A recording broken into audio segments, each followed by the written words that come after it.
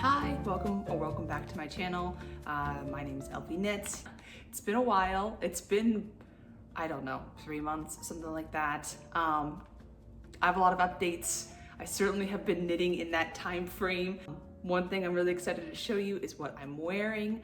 I am wearing the Dagmar zipper sweater by Petite Knit. This has been a long time coming. I probably started making this, I don't know, 2 months ago. It's been frogged a lot, but I'm really happy with the result.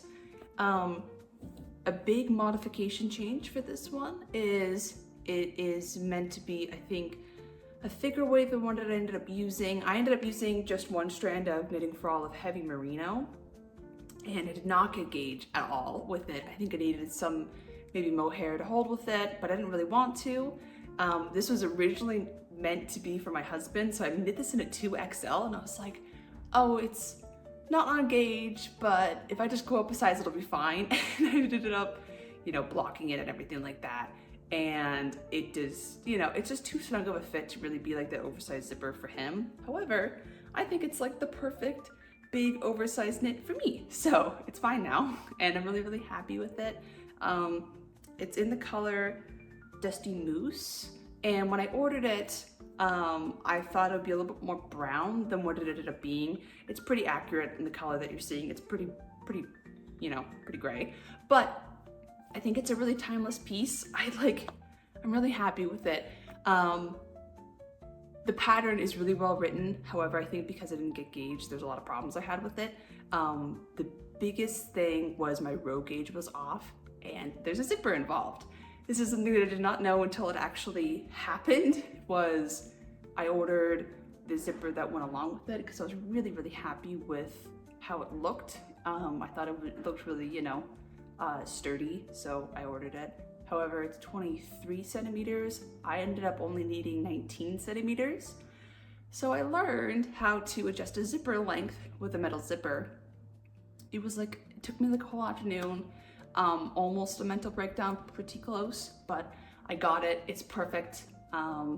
And I sewed it on, and I'm really, really happy with the sewing. Like, you could see maybe the terrible sewing on the back, but the way that it's constructed is you place, like you are knitting down the collar, and you don't sew like the double knit button band down, so you can just like place the zipper in that. So you're able to have it like really hidden. And I think like most people have a zipper just like this, like maybe a little bit more or something like that.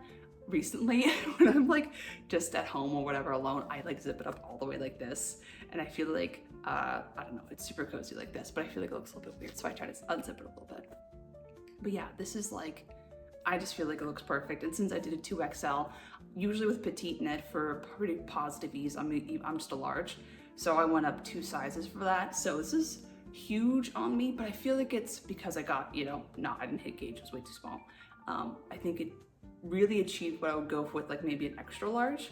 So yeah, I'm really, really happy with it. The arms are just like gorgeous. I do have to say, I hate honeycomb stitch, which is this stitch right here.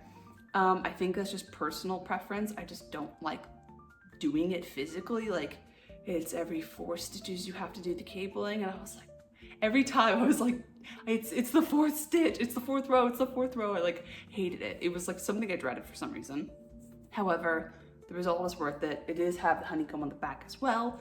I think if I potentially was using that bigger yarn, maybe it would have been more fun. I'm definitely open to trying a honeycomb cable again, maybe with another Dagmar version. However, definitely not with this Knitting for All of heavy merino, even though this is kind of my ride or die yarn that I could always gravitate towards, because even though it feels really woolly, it really isn't scratchy at all for me. Not really sure if that makes any sense. I can wear it on my bare skin, absolutely no problems. I wouldn't say I have like a huge wool sensitivity, but this gives me never any problems. Like, I can wear this with nothing else on, even though I wouldn't, but theoretically I could. So yeah, I'm just really, really happy with this. It took a really long time. I frogged it a bunch. I did have to end up putting elastic on the inside this is just really oversized, so I could just pull it up literally. Because the way that the honeycomb worked is, for me, maybe not with other people, a lot of the stitches get bunched up here because this is like, I don't know, 28 something stitches here, and then this is only like 16 or something like that. So, but it's very similar width, so you can tell that they're really scrunched right here. When you go to the ribbing, it kind of sprays out because your ribbing's like, I'm free from all really being condensed. So I had to put elastic on to make sure that it doesn't fray out like crazy, which is what it did right after it blocked. But honestly, that took like 20 minutes to do, maybe 30 minutes, and I think it achieved like the perfect result. No problems at all with it anymore. Yeah, I think I did actually end up making a mistake where you do have like a knit 3 at the top of your yoke, and I'm not sure why, maybe I just wasn't reading the pattern that well. I thought that was increased down the back of the armhole, and it's not in the pattern. However, I think it actually looks really good. It was a complete mistake. I don't think that changes the look of it at all, because the way this is so oversized anyways, there's like a crease in there anyways. I still think it looks good. It's like probably the least noticeable mistake you could make because it looks like it just continues down. So yeah, I'm ecstatic. I'm overjoyed with this zipper. I've been wearing it nonstop for the past week. My mom posted it to her Facebook because she's so proud of me, which is really cute. She's taking a photo of it. She's like, your pose, but she can't take photos. I can't take photos, so I just look really bad. But yeah, enough rambling. If you're on the fence about making this sweater, definitely try to gauge. Don't do what I did and just sized up like crazy, because I think it looks intentional. Like if you go to the pictures that's posted on Ravelry, it hits like the shoulder the same and all the different stuff. So I got the desired look. I think I just made it really difficult on myself. That's basically it. I just made it hard for myself, but I think it looks fine and I'm really happy with it. Other things that I have done, let me think of the order I want to do this in. I think I'll go like way back in time from when maybe you last watched the podcast. So Christmas time, I made so many of these hats. These are, I will link it below. It's a free pattern. It basically, I know it's huge because this is supposed to be like a pretty loose one. It's not for me, it's for my husband. It is just 2x2 ribbing and then like a 16x2 like knit purl. And it's a really simple worsted weight hat. Yeah, just a free pattern. I made like 7 of these, 10 of these, literally. I'm not joking, exaggerating at all when I made that many for relatives for Christmas. So if you see someone out in the world with this hat on, there's like a non-zero chance that I made it. I'm really happy with it though. I've made it in Cascade 220, which I think this one is. I've made it in heavy merino as leftovers. It takes about a skein and a half of yarn, so it's really like a stash buster. I really enjoy knitting it. I think like everyone that received it as a gift, they were surprised when I told them afterwards I made it. They're like, oh yeah, thanks. And I'm like, oh, well, I made it. And they were so surprised because they got it, received it, thinking that it was not handmade. They thought I just bought it. So to me, that's a compliment where they're like, they brushed it off. They thought it was like a gift. They're like, oh, thanks for buying and thinking of me, because they assumed it's so nice quality that it, wasn't handmade. However, it could also be an insult and I'm coping really hard. I'm not sure. I'm gonna take it in the positive way. Another hat that I made is, I think this is the Oslo Hat. I made it for me. I'm really happy with how it turned out. This is, again, in Cascade 220. I think this is actually leftover yarn from my Eva cardigan. So I think this is a super wash. I'm really happy with it. I am not a beanie person. I feel like if I wear a beanie, people can tell I don't wear beanies. It's like, they know. I clearly don't wear them, but I'm trying to put myself out there a little bit, and my hair is like really off today. I just got out of the shower, so I really like it. I think the color actually looks pretty good because my hair is darker, it's winter time, so I feel like having a lighter color looks pretty good. So really happy with this. I did not get gauge with this because this is a worsted weight. I think the pattern calls for a DK weight, so I ended up adjusting it manually. Just rocked it once before I realized, wow, this is gonna be the biggest hat in the world if I don't fix it. But I fixed it, fits perfectly. I don't know if I would make it again unless I had yarn I was really inspired by, because I think it's such a staple hat that it's, you know, this light beige brownish color. You don't really need another one. So maybe because I'm also beanied out from Christmas time, I've made close to a dozen. So potentially if I find a decayed or light worsted weight yarn that I'm really inspired by, maybe I'll make this again, probably around winter time again. It's February right now. So I think I'm kind of slowly transitioning towards that springtime wear almost. I say as I just made this, but you know what I mean. Here is another thing that I made recently, I guess. This is actually a scarf. This is a brioche stitch? Yeah, brioche stitch. And I made the pattern myself, actually. It is just a really long brioche stitch scarf. And I mean, I love it. It's really gorgeous to me. It's this blue color. It matches my eyes, kind of, maybe if no one looks at it proper. And you know, you can really kind of tie it like this. I was inspired by, oh, cat is here. I was inspired by another brioche scarf I saw in Ravelry, but, oh, cat, but it didn't have the exact look I was going for. So I was like, hey, what if I just make my own brioche scarf? So I did. And it's alpaca. It is from my local yarn store. I will link the name of it. I don't know if it'll be available, but I will obviously link it below. It's in this really pretty blue. I bought it way before I decided to make a scarf with it, but I feel like it looks really cute. I wear it a lot. So I'm glad I got some use out of it. It took about, I don't know, 3 skeins of yarn or something like that. It's surprisingly warm for how thick it is, like wide it is. It's really like kind of, you know, my hand's length width.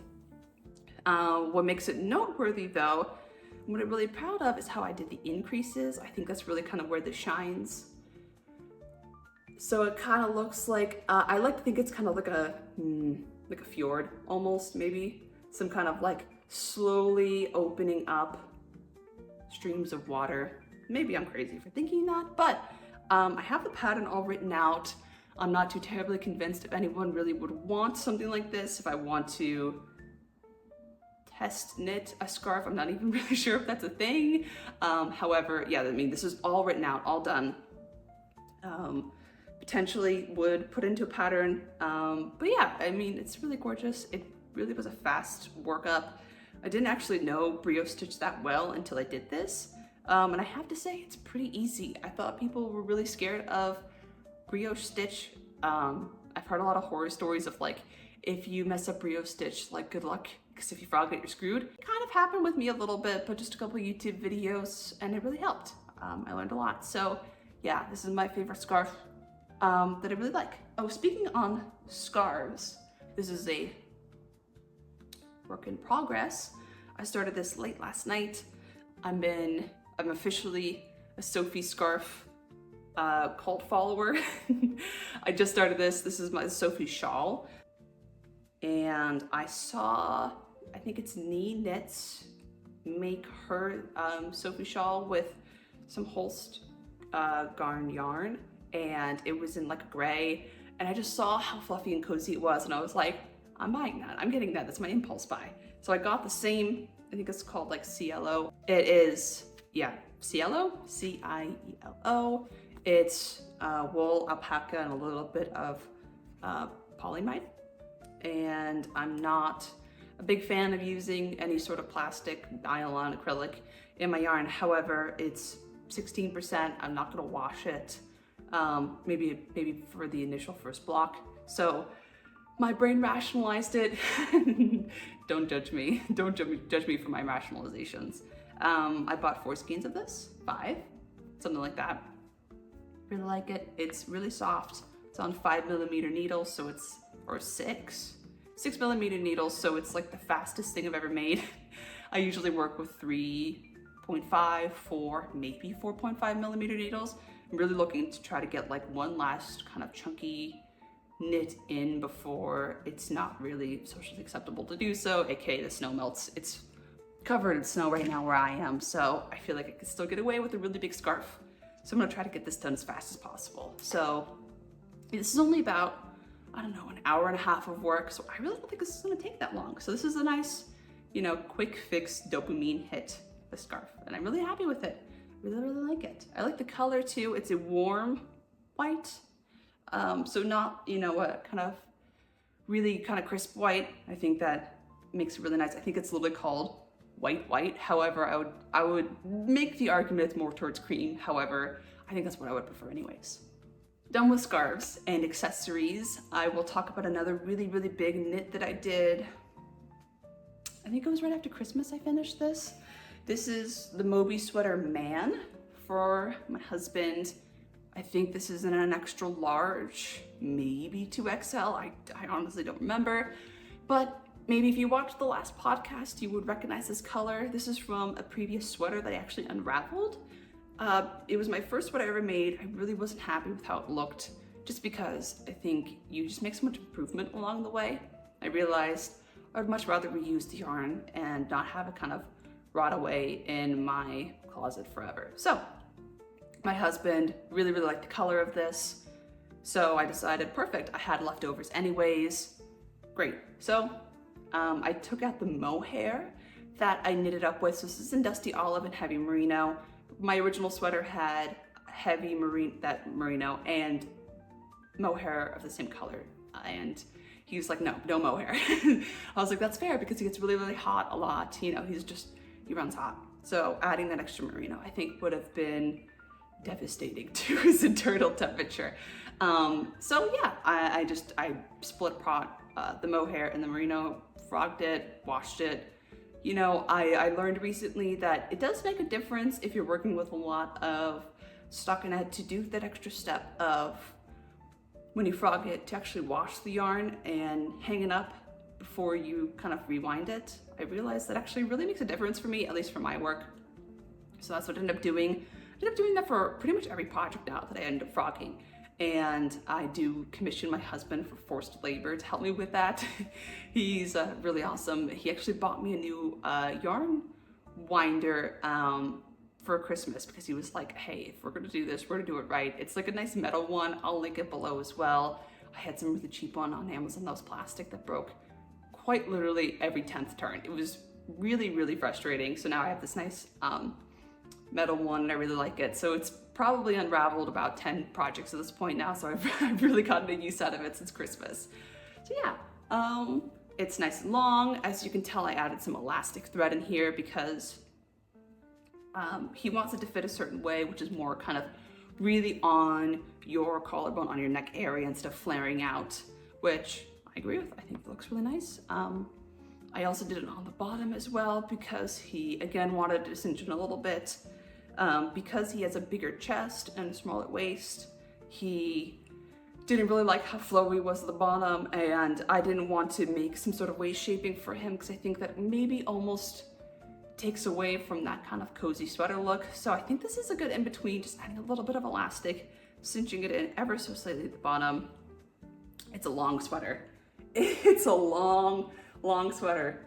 And it took quite a while. It fits him like a glove. I mean, really, really, really well. And I'm proud to say, because I made a Moby sweater before for myself, that this was mistake-free first try. And I was really happy, because when I made my Moby sweater, I made so many mistakes. I frogged it like 3 times. So having one that was really smooth sailing, even though it was in a bigger size, was really, really awesome. Another sweater that I have, I know it's a lot because I haven't made a podcast in a while, so there's a lot to catch up on, is Harlow V-neck sweater. This, you might recognize the yarn. This has been from a failed pattern project that I made for myself. Maybe you saw it in the last podcast. I was talking about a pattern I had. I don't know if anyone's ever really written a pattern and accepted defeat and it was like, it's just not working. That's kind of what ended up happening. I finished the body. It was a saddle shoulder construction. You can go back to the last video if you're interested to watch it, but TLDR, it was a saddle shoulder construction with a little bit of light ribbing on it, and it had a really long turtleneck. However, because I was using worsted weight yarn, for some reason, I was using 4mm needles instead of 4.5. When I did the ribbing, I went down to 3.5. It was so stiff, it was so tight right around the neck, and around the ribbing that I did. I looked at it and I was like, something just doesn't feel right fundamentally. I'd have to really do all the math for it to be in a bigger needle size, and I realized that wasn't something I was going to derive joy from, so I realized, you know what? It's dead. It's dead. Time of death. And, you know, maybe I'll come back to it. I didn't delete the, you know, pattern instructions or anything like that. I might just come back with a lighter weight yarn for it, something that would work a lot better with the 4mm needles. However, this just wasn't it. So instead of crying over spilled milk, I made this Harlow V-neck sweater, and it's really something that I've never done before. I haven't done V-neck, and I haven't done an there's so much of my hair because I wear it all the time. I haven't done an I-cord cast on, which you can see in the details all along the back. This is something that, you know, I didn't even realize when I bought the pattern that it involved I-cords, and if you watched my last one, I do hate I-cords. However, it wasn't that much extra work, and I think the result is worth it. So, really like this. The arms potentially are half an inch too short, potentially. It's kind of something where I tell my husband, I'm like, I really like long arms on me. You know, this, for example, fully extended out, hits past my wrist. So if I'm standing normally, it goes a little bit past it. This hits at my wrist, so the half-inch difference for me, my brain is like, it's too short, it doesn't fit. But he says, when I wear it, it actually looks like you bought it from a store. So maybe he's lying to me. I appreciate him lying to me because I would hate to take that extra hour, even though it would be an hour. However, I like it. If I wanted to ever fix that and change it, I could. It's really no big deal. It does have a split ribbing on the bottom. Never done that before. I like the look, actually. I would totally incorporate it on future projects. So yeah, Harlow sweater, big win. I'm really happy I repurposed this yarn. It was just gonna sit there forever, and actually had so much left over that I decided to keep the ball rolling with red and use it for, this is a work in progress for my Olga sweater. So this is work in progress for my Olga sweater. The body's done. This is cropped. Not sure how I feel about the cropped. I just blocked it to see if I liked, the width is fine, you know, it's nice and oversized. However, there's a little bit cropped. It hits right at the top of my hips. I like mid hips where it hits. So, you know, 2 or 3 inches difference. I'm debating on if I care enough to extend it. My thinking is it takes 7 extra rows to rip back and then add that extra stuff if I so choose. So it's really not much of, Oliver is mad at me because he is eating at my needles. It's okay. So yeah, we'll see. It's really not a big lift and shift to add, you know what, 2 stripes more. Need to do the arms, need to do the neck. However, I'm really liking how it's turning out. It is in the same color. It's called like Red Heather from Cascade 220. However, this is actually alpaca. So they have a woolpaca, which is that red, and then this is, the pink is the Sanasgarn alpaca wool. Let's see. I have like a billion skeins of this because I actually bought this for the Esther sweater. Esther sweater did not look good with this alpaca at all. For some reason, when you knit purl alternate with this alpaca, I don't know, maybe my tension isn't high enough, but I went down, this is supposed to be 4.5mm. Average needle size is the worsted weight technically. I think they're lying. For some reason, this only looks good if I work really tight knitting in 4mm needles, which is what this is. Like, I feel like the stitch definition is really nice, but this is a needle size down. Anyways, I don't know. Maybe I am wrong with alpaca. Maybe we're not meant to be. So even though this is alpaca, this is something that I really enjoyed working with. So I'm not sure what the problem is. Maybe it's specifically Sanasgarn.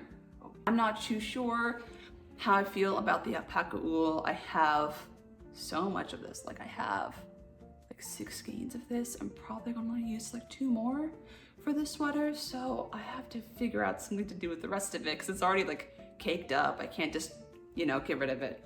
So not sure. I'm not like the biggest fan of working with it. I really love the color though. I think this color is just divine. Like if I close my eyes and I think about pink, this is the pink color I think about. So I really want to work with it. I want to make it work. It's so pretty. I don't know, I think it hates me. But yeah, so that is kind of it for works in progress. I have a ton of yarn acquisitions I do want to run through pretty quickly.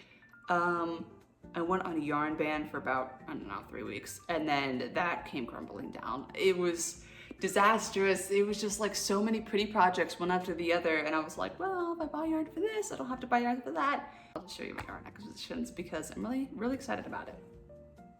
First one, this is a big one. This is actually I didn't even open this. I just got this yesterday. This is a knitting kit for the Iris sweater. It might just be called Iris. It is a colorwork sweater. I actually haven't done, I mean, I'm not sure if you would even call this colorwork. It's just stripes.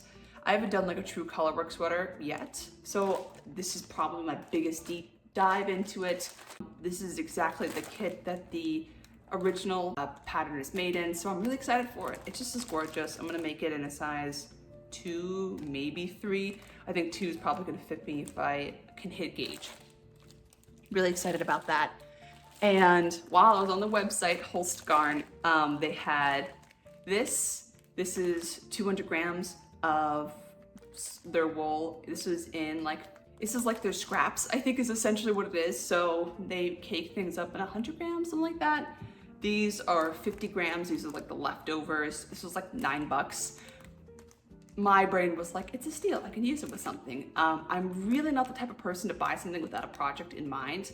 This is me really breaking that rule. However, I really like it. I want to pair it with a cream white. So this isn't the yarn I would use, but I think these colors would look really good together. So I'm thinking I'll use something like that. Maybe a simple color work design. Those are my thoughts. Another yarn acquisition I got is some Drops Air. I'm in the US, so Drops is not really a thing. However, I hear it's just such a nice budget yarn, and I was like, okay, well, I really want to make the cloud sweater. So this is, I went on the yarn ideas. I was like, what are people using for this? I'm thinking more of a springtime sweater, so like, you know, not too hot, but you definitely want to wear something. This is, I think, the most used yarn for it, so I did a little research, and since it is technically blown wool, it is significantly lighter for the yardage than comparable yarn. And it, you know, in my budget, it's pretty cheap. So I decided to jump the gun and buy it in this really nice brown. I think it will look really good on me. I'm really envisioning the look I'm gonna have with it. I'm not allowed to cast on this until I finish my Olga sweater and my Sophie scarf. I know I'm making a lot of petite knit things. I'm not sure. Sometimes I really just want to make a lot of things by one designer at once. So I guess I'm in my petite knit era. I think a lot of knitters are probably well past that page. I think I'm like really late to that party. However, here I am. I'm in the middle of it. I'm gonna ride it out. I have like, you know, a really lot of love for the designer. Once you read one of her patterns, you kind of understand how she works with all the others. I just really like it. I click with it. So I think that is everything I have to talk about today. Maybe today's a little bit of a longer podcast. However, I had a lot of stuff to show off. It's been a while and it feels really nice to kind of debrief about my stuff. I do have other yarn on the way. However, it's like a huge back order. It's for the unicorn sweater by Starcrossed Knits. I've ordered that yarn literally over a month ago. It's still not here. Hopefully it'll be here soon because I genuinely, I wanted to wear it for this podcast, but the yarn isn't here. It was just one of the colors is back ordered and I was like, you know what? I want to wait. I have a vision in my head about the specific colors. So I'd rather wait an extra month to have something I'll wear forever than jump the gun, get a color that's not quite right, and I kind of hate it forever. So that's my line of thinking. I also have some yarn I bought for the key sweater by Petite Knit. It's kind of a scrap sweater that I'm doing because I have a lot of brown, I have a lot of white in Cascade 220 and Sinisgarn Double Sunday or something like that. And I just need like 2 skeins of my white and that's it. But however, again, it's back ordered, so it doesn't take forever. But it's like my brain, because it's leftover yarn, it's like a $20 sweater, even though it's not, because it's just frogged for something else. That's how my brain thinks about it. So those are gonna be here. Maybe you'll see them on the next podcast. Be determined. So yeah, thank you so much for watching. If you made it all the way through, I appreciate it. Thank you. Consider maybe subscribing, liking, or following me on Instagram. I don't post too often, but when I do, I post. It's not like something crazy at all. I just do it for fun. I really like knitting. So yeah, thank you. Maybe I'll see you in the next one, and bye.